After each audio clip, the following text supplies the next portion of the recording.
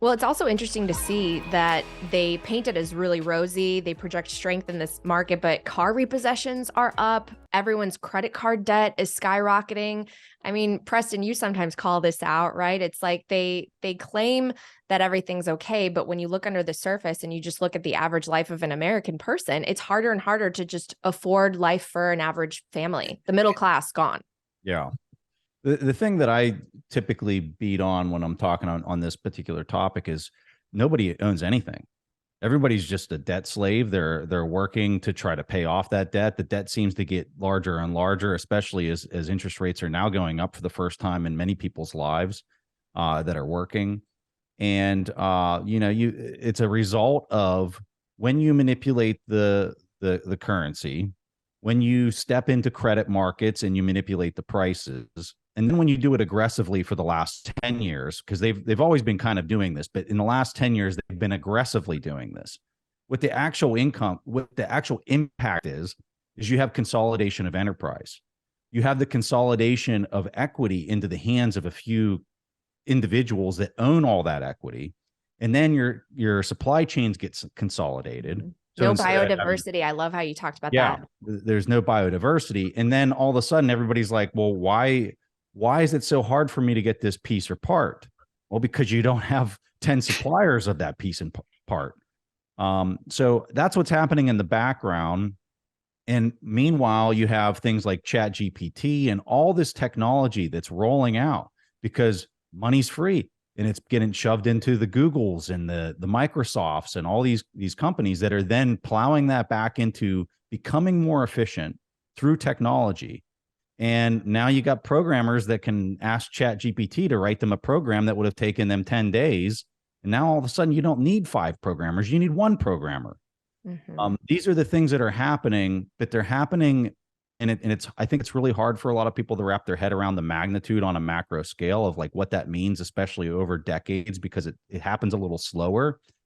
But here we are, and it's really starting to have an impact, and we're starting to see that play out on a global scale. And so, you were at the start of the show, you were asking about like themes of like where we're at and kind of where we see things going.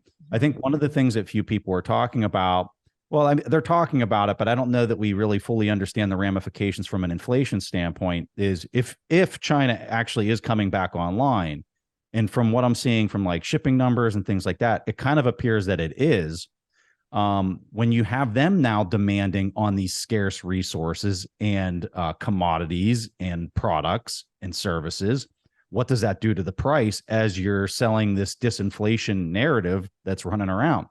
So I guess my concern is really kind of in the second half of this year.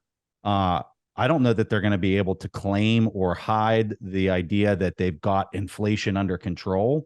And if that's true, boy, oh boy, that's going to be a pretty interesting scenario for them to try to manage, because they have tried so hard to try to bring all this under control by sucking the demand out of the system. But again, everybody's ignoring what I think is the elephant in the room, which is the supply side is fundamentally broke through decades of manipulation.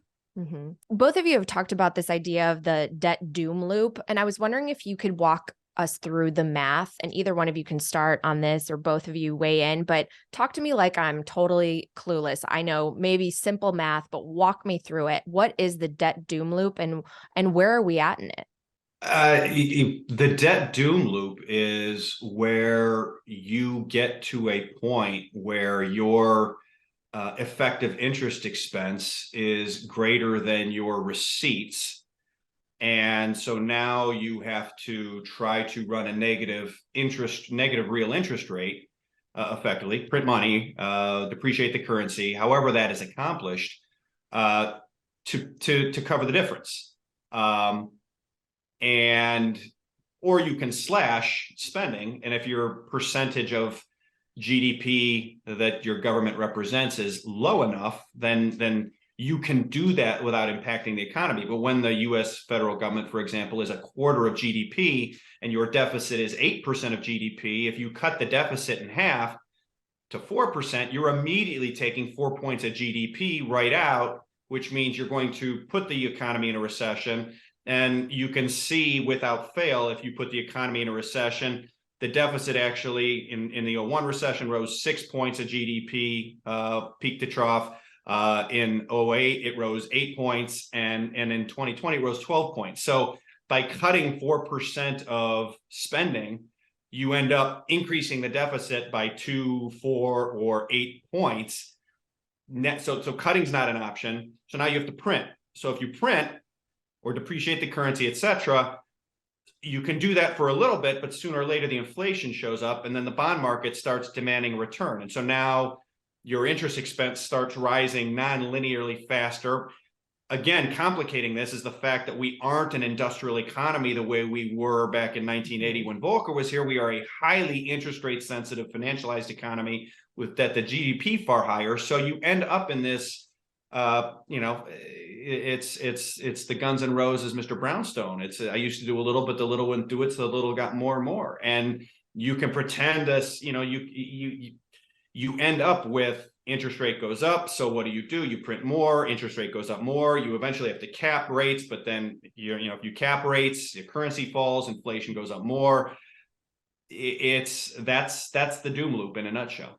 I mean, isn't it just so sad that we've done this to ourselves? I mean, obviously policymakers, central bankers didn't have the foresight decades ago to make the right decisions that might have been more painful in the short term, but economically would have made us stronger in the long term, which clearly now, unfortunately, we still have so many politicians that don't even understand basic economics and the direction that they are taking us in. I mean, it must be crazy for you guys. They're incentivized, Natalie, they're totally incentivized to not understand it. Yeah.